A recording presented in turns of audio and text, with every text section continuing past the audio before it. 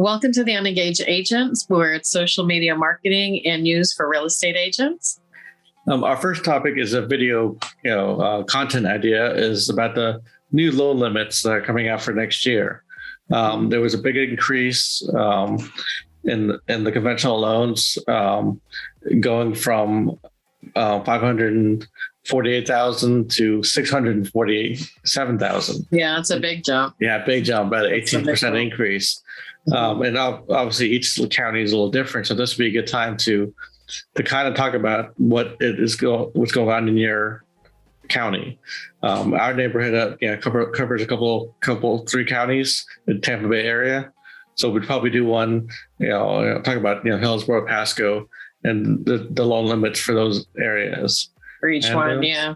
And it's just something you can definitely get out there so people know about this big increase where they can get they kind of have to, right? Because the prices, the home prices have gone up so much that it kind of has to balance out somewhere. Exactly. Yeah. And they can get that, good low rate with the higher loan value, which right. Must. So that's good. The rates are low, so which is much needed. Yeah, the higher loan limit.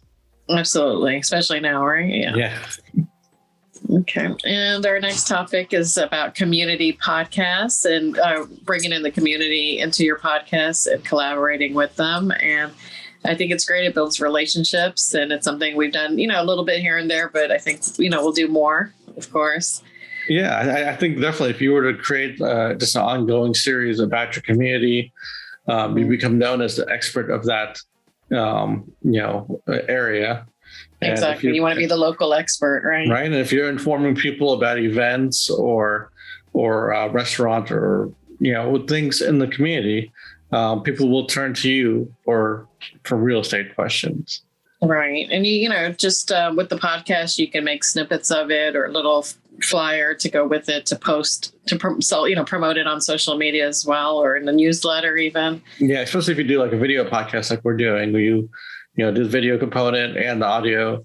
So you could just cut the little video parts into, little snippets to put into, short form content for all the platforms. Mm-hmm. And like one of the ideas could be like small business spotlight, and showcase once a week somebody. And, and obviously time, a lot of things can even be done through Zoom. So you don't physically have to be there, but you can be creative with it. Yeah. Yeah. There's so many possibilities you can repurpose that podcast too. Yeah, that's a whole other topic, right? Yeah. The next topic we want to discuss is LinkedIn Live and newsletter. So LinkedIn is expanding their capabilities where you can go live there. Before it was limited if you had only a certain number of followers, but now it looks like everyone can do it, which opens up to a lot of people, especially if you try to grow your audience. LinkedIn, it's probably not the most, the sexiest platform to promote. Well, it's not so tapped in, right? I mean, I'm not on it that much, but it seems like with everyone kind of following a short form trend or stories trend or whatever, not trend, but keeping all their apps, the platforms relevant and up to date.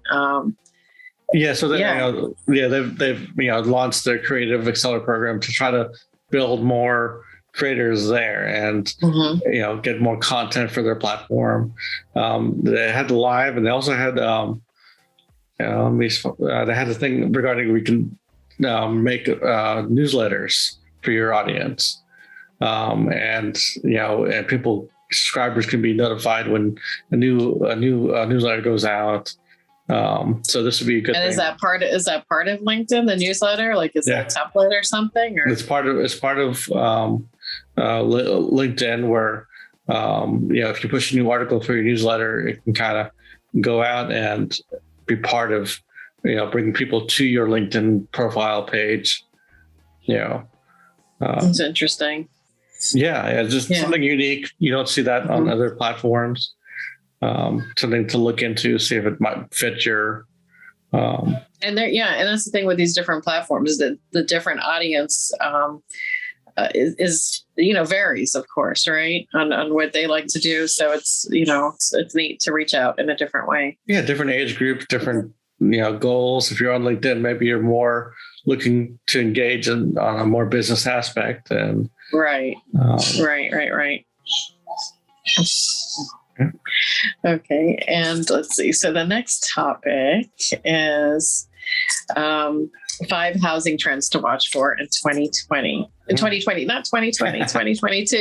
2022, it does go by. 2022 already, right? So the suburbs are still the place to be. The millennials are also eager to move right now. They said that Hispanics are a huge compromise of the market, according to the demographics here. And this is all from Realtor Magazine. And then the affordability has changed a little bit, right? Because with everything going up, it's kind of hard to definitely buy. People, if the what they could afford a year or two ago is not the same what people can afford now. No, unless their income has gone up, the same. And sadly, a lot of it hasn't, right? Or they've lost their job. So it's a crazy time. Home buyers being priced out of owning a home, which is probably not the best thing. I mean, even cash buyers trying to buy, something at their new construction or whatever. It's just so limited. Yeah, the inventory is not there. But they do say, it says here that more homes will be coming on the market. It predicts 6% increase in the housing inventory in 2022. Well, that's definitely needed. Yeah, so that'll definitely help, right? And then hopefully it'll just pick up, after that. But I think it's just going to be at a slower pace than everyone's used to. That's understandable. I mean, it'll take some time to kind of get back to where it's needed to be. But it does say the prices are going to still continue to rise, right? So we still have that inventory shortage, and this is just where it is now. Yeah, it's definitely still a shortage because, I think we both went to a couple of, open houses over the weekend, and they were packed, busy, going on. Super packed, yeah. Yeah, it really is. There's a lot of buyers out there, not enough homes. The next topic is high-tech home office wish lists. This article on money.com, they noticed that increased demand and people wanting a home office. I know the last couple of homes we've showed people that was a priority, that there was an office in the house. And not even one office. Sometimes they need two or two separate spaces, or enough room to have a dual office, Yeah, exactly. 2 offices, 2 work from home situations. It's just a lot more prevalent and a lot more much needed now, because either you're working home full time or part of the time, but you need that space, away from the rest of the living space. And even some new constructions are kind of getting into it, where they're offering, packages where you can have USB outlets and data ports and custom lighting, soundproofing, all that stuff added to your home to really make it, a true office. And studio. And studio, right? yes. Yeah, well, I mean, it's a lot of it is, especially if you are working from home. I mean, it's Zoom, right? You need good lighting for Zoom. And, obviously internet's becoming much more important situation. You have to make sure that you're buying or building in has solid internet for what you need. What did they have to use in the new home? There's a new community that didn't have the best reception, and what did they have to do to their attic? Oh, they didn't have the cell signal wouldn't go through was weak in the area, so you have to use your cell phone to connect to your home internet and do calls through that, like Wi-Fi calling. Okay, I thought there was some kind of booster or something. I don't know, but that's a similar program. Yeah, booster. Not up my alley. Okay. But alrighty, and the next. Oh, sorry. Go ahead. No, go ahead. No, I was going on. Sorry. Go ahead. No, we go on to the next topic. Okay, so the next topic would be Canva. Using Canva to build your short form videos. So if you're making TikToks or Reels, even stories, if you type into the search bar in Canva, those, keywords, a template will blow up, and then you can easily insert your video, your photos, text, music, and then upload directly to that platform from Canva.